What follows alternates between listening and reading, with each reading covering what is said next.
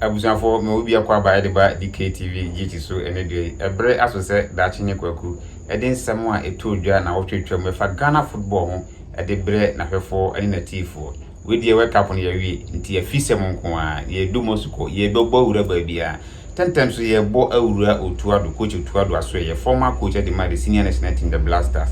wose ne saken no na enye easy sa no ne GF president ko ye back and forth a na nya asem ketwa esanse besin ne ono ankasa no onim reason ti anne omode asake no na honestly no kreni ono susu emusa reason a omode asake no efi ni position e hono manya asem ketwa na onde opese otoa so as a coach anase onya assistant coach kura na ope coach otuado na de sanse mo nyina tudwa no na ebuza anse na mra yesake wo no players ni bi freo at least e wo shew no se ya onya messages bebre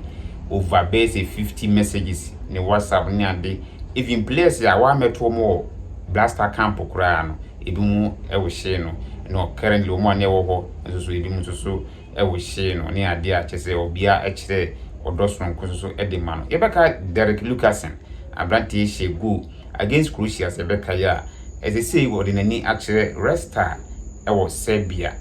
club FN Resta ne ho na abranti akosan 3 years contract e dey ma sa team we enya asem keto anso so ewo no Thomas Partey say the yedi kan e break ma so we free agent for now there ono ankasa eye ne personal training na gidigidi pa ni breso a waye kado say team bia we ba na so so hia ne service no so aye kado say ono ebehwi abomu nso so ewo ho no abranti FN Abdul Aziz Issa sisi aye kasa die wakosan contract permanent deal at the ama at Barcelona Athletic nese Barcelona under 20 no junior side see I ka say Abdul Aziz Issa akosan contract at the amomo e wo also enya asem ketua see haso folk assign Bosnia for coach bia ye frɛ no Neboja Kapo ne on the head coach at the ma Accra folk enya asem ketua nso so enya eno nko a see Richard Kinsley Olele our former goalkeepers trainer at the senior national team the Blasters and ne or your goalkeepers trainer at the Glorious Accra haso folk eno so enya asem ketua nso so e ho no enche kura na Asante Kotoko bochaman ekohia haso folk bochaman owura togo afede nkomo no nyina na tentene tete nyina nse ompese omo revive for and so mo claim omo past glory no na ne haso kwa ni first e maybe atwemu no yehunu sanso na Kotoko so ani nim ne maybe atwemu no so esan eba na sa ma mpanifo mienu etimi ko na haso camp no ma anya sengeto o ma start pre-season now this year meeting catch us sojafo ene training haso na players ni bi nya sengeto akoye esu ene awreho a training mrantie di o mo fam no nya sengeto na hwese de bi mu si dai ya na se de o mu si eho metete ni anya enye easy no mu wie na akoye usebo ene ani je nko asanze training ya di o mu fam no na ano ehyi papa Eric Tenkler awoye coach and the Asante Kotoko say onko busa nze na pressure ko Kotoko pa ono so ono nimpa onimse Kotoko pressure wo pa na osan wono ogba nyina no na oyawe no say ade aboa no ne se nso Kotoko ne big club agidi ndada teams bebiri ono ma ombe hia Kotoko a ya na se ehu kakra ewo nti wono se ne ade a am an advantage enso so e wo no six foreigners bi ba ye justify e wo Kotoko na see ameno kaze metima ka kire se omode bon e wo fom ye pa coach Eric Tenkler se wo hia wo mo anda ameno kaze de wasan mo obi ade nani a kire ba bia ofri bae place makoma ko sesu omunyina eko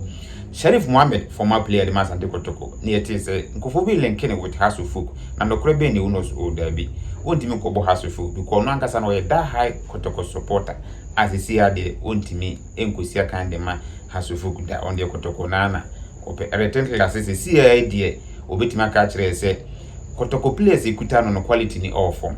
se quality no e wo form kura Kotoko players ne de quality ni wo form timpani fo nya ho bibi na wo monti mura market no kuma no place at least qualities no etimi e wo soro se David Obinda nyako a yebeka ya odika ba Kotoko be som kakra na okoye enne wasamba na ni position nyina ye brands and partnership manager ese ho na say David Obinda konzo so de nani akwachire azile ode Kotoko asan abehwe abum Ibrahim Dalad a free agent as you see aye kasa de former Kotoko goalkeeper odinani chire mu o amonani ane wasamba a free agent a woni Kotoko started training na ye hwe ani mu se kotoko ne mo ne wobekon kana kotoko atimi asano nya sa goalkeeper nko a Mohamed Kamara nso no se former goalkeeper e de Asante Kotoko so no ko de na ne kire PSL side akobo team bi na nso die no antentam tesi aye kaza nso no Mohamed Kamara enso so e free agent a ono so ehwe ani mu so obenya club bi no nso de ne tam akwakobo former Asante Kotoko striker Abdul Fatah Shafiu so ne aye kaza yi woko akopiem e wo Debibi United na Debibi United ene ne eye training omo ye nyina se omo hwe se ne mo betimi akonkan na omo timi assign no akoka Debibi United ene ne nsemo efiri won so ba Mohamed Kudus so started training den a personal trainer ye hwe anim se obetimi aba back na obejon Tottenham for the upcoming season na ye be akowura mu enso ne nsemo efiri won so ba kwasisi bosse wonya offers bebre ebi wo Europe ebi wo Saudi na sisi die nko pese wo gine di wo Europe kakra nanso family no man pressure almost say ordinary che Saudi a abeboa enso nsem akwasisi bonzo so di atudwa nso so ho no owura ketekroku GFA president so de nsem abatudwa say o ka kire young referees ne say aya referees mra no the laws of the game no they should get it on their fingertips say the Cremonese makaranta eko makaranta ko sua Quran no awi baba agu ni trim te say Kristo ni nso every quotation say oba agu ni trim no sana young referees na eba no or advice o say they should get the rules of the game no on their fingertips and then nsem opani e dia to just be o mu di ball na o metimi apply rules no ne kwan so and so nsem opani dia to see ka say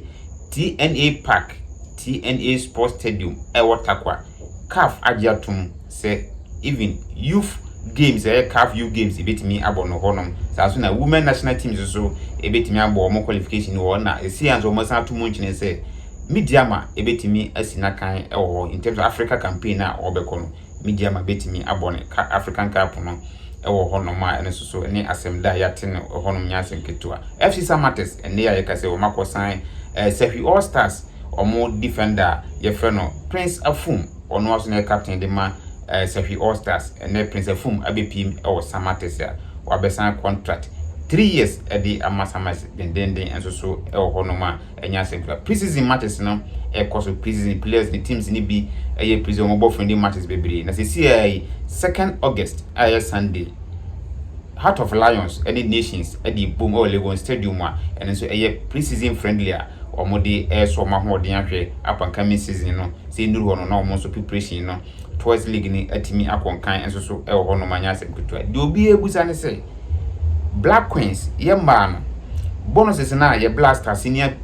national team players ni me manager no ye fa the same amount no e mama no e man so deserve the same amount na and any question ko for say Blaster senior players ni bonuses no munya no Black Queens so ye fa the same bonus no e ma omo na opani odofo obetimi a kire wadwen e comment section say Black Queens so e deserve the same bonuses na say essence omo ye manti no yente so mo na ye maintain the senior national team de ne saa na kire wadwen comment section na yento adwumadi ni so enti ayete nyina ne se baby jet asemoja ne papa eda ya wansore